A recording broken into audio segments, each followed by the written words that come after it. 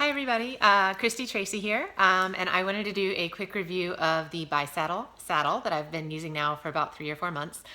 For those of you that don't know me, I am a Cat 1 bike racer in Austin, Texas. I specialize in time trials. I do a lot of really long distance, long time in the saddle stuff. My specialty is the 12-hour time trial. I'm actually the 2017 World 12-hour time trial champion. So I know a thing or two about spending a lot of hours in the saddle.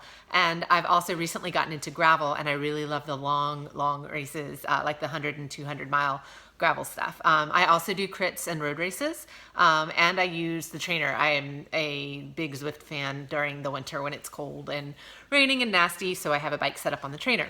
So I got a BiSaddle to try out about 3 or 4 months ago. I actually fractured my pelvis back in August last year. And when I had about 8 weeks completely off the bike. And when I got back on the bike, it was only trainer time because I had to work on imbalances, work on the muscle atrophy, get my pedal stroke back and all that good stuff before I went out on the road and make sure my hip was completely healed.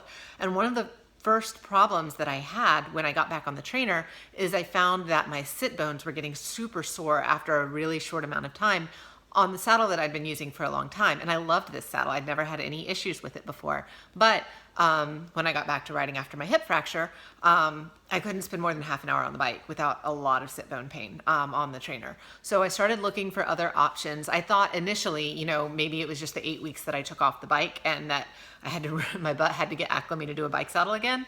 But it continued to be a problem even after a month back on the bike. And the longer that I spent in the saddle, the worse it got.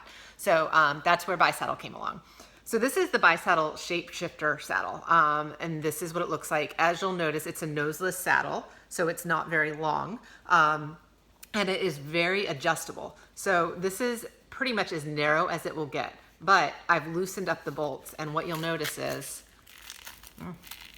you can widen the back of it or the front of it to any configuration of widths between the widest and the narrowest point. On both the front and the back. Also, you'll notice it comes automatically with a little bit, here I'm going to push it back together real quick. It comes automatically with a slight shape like this, but they send wedges with it. They send a set of wedges that looks like this. So I could put this in to make the saddle completely flat, or if I wanted a little bit more of a curve, I could put this wedge in and create more of a peak in the middle.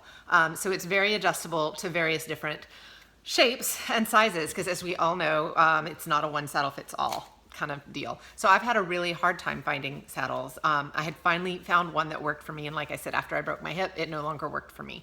I now have this on my trainer bike that I have done a century on, and no problem, which is crazy. Like, think about this, a century on an indoor trainer. No saddle sores, no sit bone pain, no problems.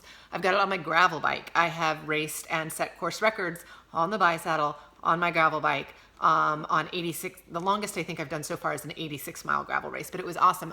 I completely forgot that I had the saddle underneath of me, which is insane. Like, anybody that races gravel knows about halfway through the race, you feel it, like all that vibration.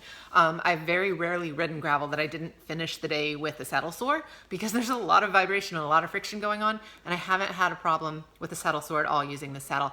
I've also got it on my time trial bike, and that's the bike that I spend doing ultra race training on. So I ride 6, 7, 8 hour rides on a regular basis on the weekends, and I have the BiSaddle on there, no problems. And I have it on my road bike. So my training bike, I do road races and crits on it.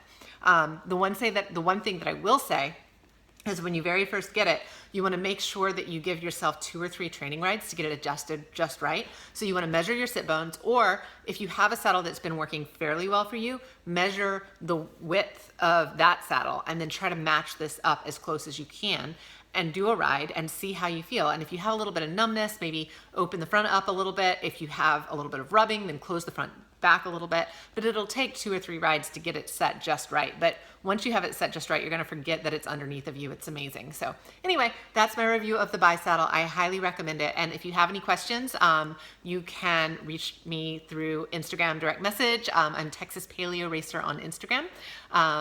That's it. Thanks, guys. Bye.